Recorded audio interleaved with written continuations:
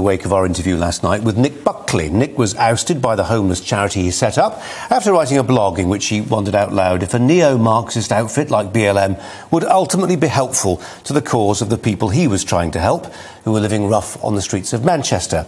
He was ultimately reinstated, but it got us talking about the risks individuals take by standing up, especially in big organisations, to the prevailing groupthink. Not everyone wants to risk their future career prospects and livelihood by questioning the latest corporate wheeze. Lots of employees, for instance, are offered, the word offered suggests they have a choice, courses in unconscious or subconscious bias, which are mandatory, a word which rather suggests they don't have any choice but to attend. Of course, it's possible to raise objections and keep your job. This country has a long tradition of anonymous whistleblowing. In other words, drawing attention to the follies of your bosses without them knowing who it is who's gone public in the public interest. There's a telling example of exactly this type of whistleblowing today in the WikiLeaks column of The Spectator magazine. It's just gone live as we've come on air. It concerns another homeless charity, but not the Tiddler, run by Nick Buckley. No, this one is the big daddy of them all, Shelter, which manages £70 million in donations a year. A source inside Shelter has contacted Hayden Prowse of WikiLeaks and told him the charity's leaders seem to be suggesting that critical race theory applies even to the homeless. The charity's been subjecting staff to over 12 hours of Zoom tutorials on subjects as edifying as mitigating whiteness at work and the human impact of white power and privilege.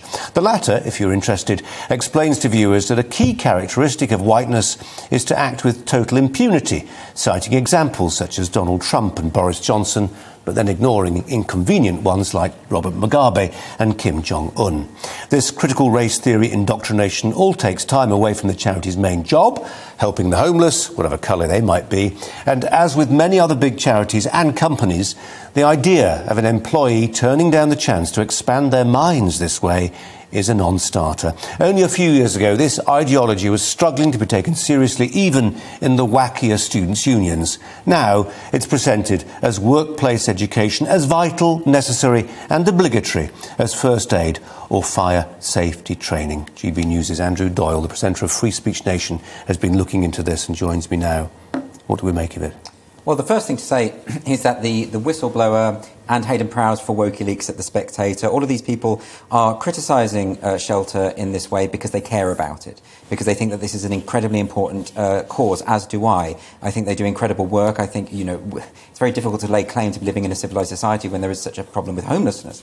So that's the first thing to say. The second thing is that when critical race theory infects an organisation or a body, it means ultimately that its effectiveness is depleted. So in this case, there is a whistleblower saying that all this time and resources is being spent where it is not helpful, up to 10% on this stuff, where advice centres are being closed down while they're spending lots of money on this. People are expected to attend mandatory training sessions about what is effectively a faith-based position dressed up as uncontested fact. You've got ethnic minority employees who are saying that they feel uncomfortable being lectured about racism by their white CEO and the white people who are running these courses, right? But they're being ignored, and that's why this whistleblowing is actually very important. I think one of the first things to clarify about this is that when people describe white privilege, what do they mean by that? Well, what they actually mean is they're saying that in a white majority country, you are unlikely to experience or you will not experience racism or racial discrimination on the basis of your skin even if you are white. But if you're in a cardboard box underneath a railway arch, you don't feel especially privileged, do you? Well, that's the point, right? That's the point, because no one's arguing with that premise. But the phrase white privilege is so misleading. You know, if you tell someone who's poor or homeless that they have privilege, it generates an awful lot of resentment. And this has tangible effects. I mean, we saw last week the report by the Education Select Committee, which found that white working class pupils in education, who are among the lowest performing demographic, have been for a long time, that problem is getting worse because policy has been implemented which has been muddied because of phrases like white privilege, which are misleading, because people see that phrase and they get very annoyed about it, because if they're poor, if they can't afford to look after their families, if they're going to food banks, they say, well, I'm not privileged. So rhetorically, it's a really unhelpful phrase.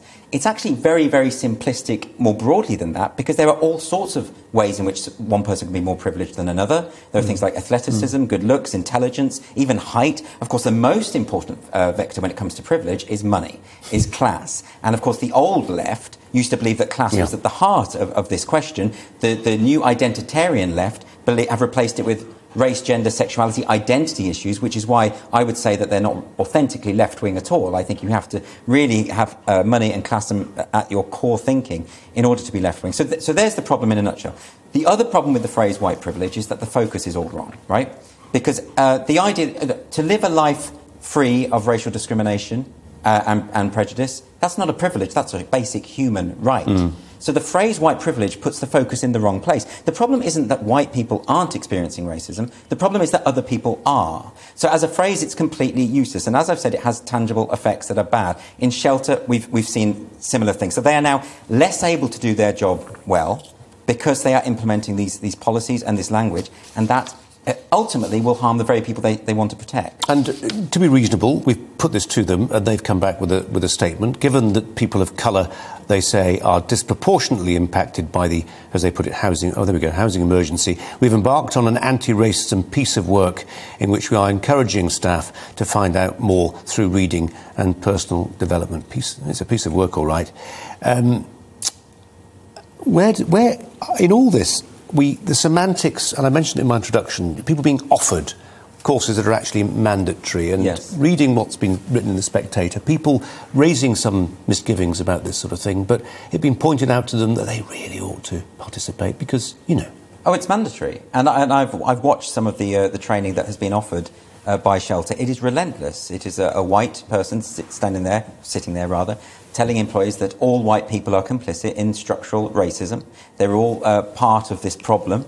And it's not making any distinctions between those who are poor, those who are rich, or any other factors when it comes to privilege. It's all informed by critical race theory. The language of critical race theory is just, it's shot through with this stuff. And there's no sense in which can we debate these issues. Let me just give you an example. So Polly Neat, who is the CEO of Shelter, she tweeted out last November, she said, "We have many clients who are white and suffer from grave social injustice and structural disadvantage.